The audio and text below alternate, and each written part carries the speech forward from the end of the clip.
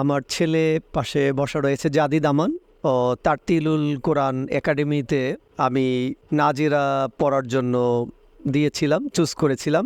বর্তমান সময়ে আমাদের এই ব্যস্ততার সময় এই ধরনের একটা একাডেমি মানে বাসায় থেকে আমার সময় মতো ওস্তাদের সাথে অনলাইনে সব কিছু মানে অনেকটাই মানে সহজ।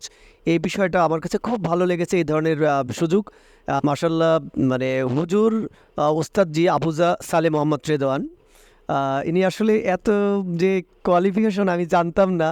তিনি হাফেজ, মাওলানা, মুফতি। আসলে তার টেকনিকটা আমার কাছে এত ভালো লেগেছে যে সেই সুদূর ফরিদপুর থেকে অনলাইনের মাধ্যমে আমার ছেলেটাকে সে এত কন্ট্রোল করতো। আসসালামু আলাইকুম ওরহমতুল্লাহ। আমি ঢাকা মগবাজার 527 নয়টোলা মগবাজার এখান থেকে বলছি। আর আমি এইখানকার এই স্থানীয় একটা হাই স্কুল শিক্ষক, ইসলাম শিক্ষার। আর আমার ছেলে পাশে বসা রয়েছে জাদিদ আমান ও তারতিলুল কোরআন একাডেমিতে আমি নাজিরা পড়ার জন্য দিয়েছিলাম, চুজ করেছিলাম। মাশাল্লাহ, মানে হুজুর ওস্তাদ জি আবুজা সালে মোহাম্মদ রেদওয়ান, ইনি আসলে এত যে কোয়ালিফিকেশন আমি জানতাম না। তিনি হাফেজ, মাওলানা, মুফতি। আসলে তার টেকনিকটা আমার কাছে এত ভালো লেগেছে যে সেই সুদূর ফরিদপুর থেকে অনলাইনের মাধ্যমে আমার ছেলেটাকে সে এত কন্ট্রোল করতো।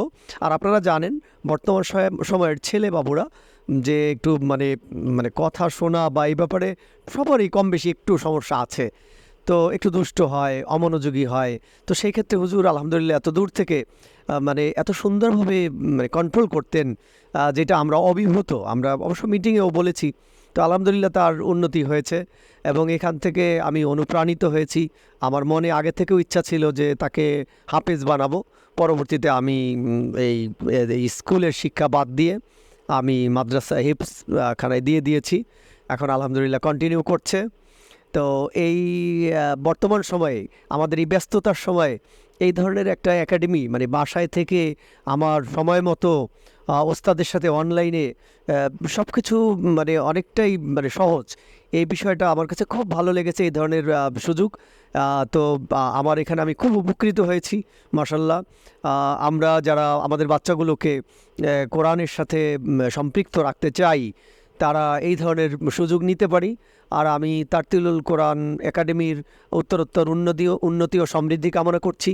তারা যে এই যে দিনী শিক্ষা, বিশেষ করে কোরআন শিক্ষাটাকে যে এই স্বল্প সময়ে ব্যস্ততার মধ্যে একটা অর্ডিনারি টাইমেতে আমাদের কাছে পৌঁছে দিচ্ছে, এজন্য তাদের কাছে মহান আল্লাহর দরবারে দোয়া করি আল্লাহ তাআলা তাদের জন্য এখানে টিকে রাখার আরও নতুন নতুন মানে তাদেরকে সুযোগ দেন। আল্লাহ তাআলা তাদের উপরে করুণা করেন, তারা যেন আরও নতুন নতুন উপায় নিয়ে আসতে পারেন, যেন কোরআনের খেদমতে মানে আরও বেশি কাজে লাগাতে পারে। তো এজন্য আমি তাদের কল্যাণ কামনা করি মহান রবের কাছে।